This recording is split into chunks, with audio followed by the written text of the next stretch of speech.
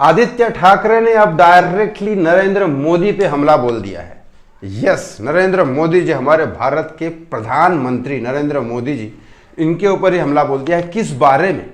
क्योंकि उनकी पहले लड़ाई तो चल ही रही थी कि भाई आप गुजरात को ही डेवलप करते हो, महाराष्ट्र में डेवलपमेंट क्यों नहीं करते हो। ये तो देखो सरकार की बात होती है। अगर यहाँ पे सरकार नहीं होगी ना, यहाँ पे अगर बीजेपी की सरकार नहीं होगी, बीजेपी के ज़्यादा से ज़्यादा एमएलएस नहीं होंगे, तो फिर वो सबको जगह अपने पैसे नहीं पहुँचाते हैं। यह अपनी सरकार की खुद की पॉलिटिक्स होती है हर पार्टी की।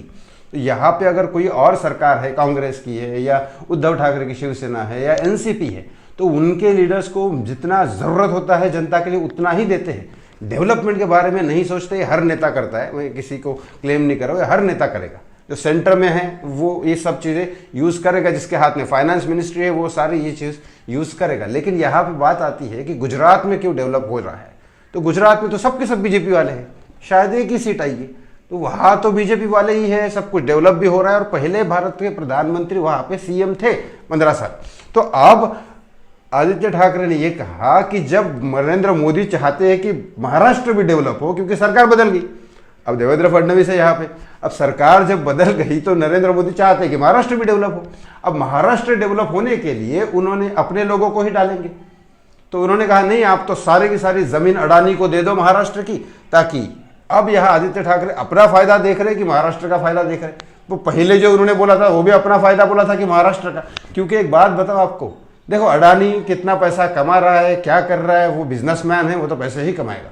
लेकिन यहाँ पे बात मैं एक बताता हूँ, पहले जो बिजली थी लोग चोरी करते थे, लोग बिजली में लाइन डाल दिया, अपने घर पे चला दिया।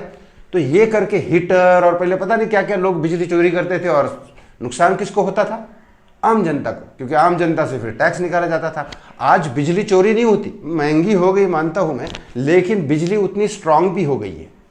अडानी पैसे लूट रहा है ये भी मानता हूँ मैं कि ज़्यादा चार्ज कर रहे हो, लेकिन यहाँ पे डेवलपमेंट बहुत है और वही डेवलपमेंट वो यहाँ करना चाहते हैं। अब वो डेवलपमेंट करने के लिए सरकार के पास कोई इंडस्ट्रियलिस्ट आएगा, क्योंकि मोदी जी का ये हमेशा है, गुजरात में उसने इंडस्ट्रियलिस्ट खड़े कर दिए और फिर वो लोग भी कमा रहे हैं और सरकार भी इस तरह से डेवलप करे जा रही है। तो जब अडानी को यहाँ लाके कुछ नए प्रकल्प चालू करना चाहते हैं, नई इंडस्ट्रीज चालू करना चाहते हैं, तो उसमें भी आदित्य ठाकरे को प्रॉब्लम है।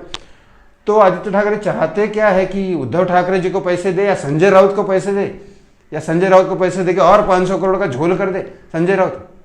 तो फिर, और संजय राउत इंडस्ट्रियलिस्ट तो है नहीं, तो करेंगे क्या?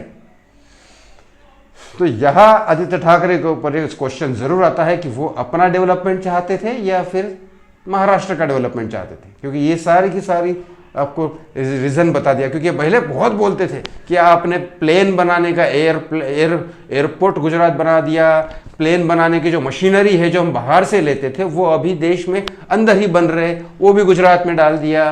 तो वहाँ पे ऑलरेडी सारा सेटअप कर रखा है मोदी जी ने, तो वहाँ ईजी पड़ता है। मैं महाराष्ट्र के डेवलपमेंट के खिलाफ बिल्कुल नहीं हूँ, लेकिन अब जब कर रहे तब क्या प्रॉब्लम है? ये क्वेश्चन है। इस वीडियो को शेयर जरूर करेगा। अगर आप महाराष्ट्रियन हैं तो नीचे जय महाराष्ट्र जरूर लिखेगा। जय हिंद।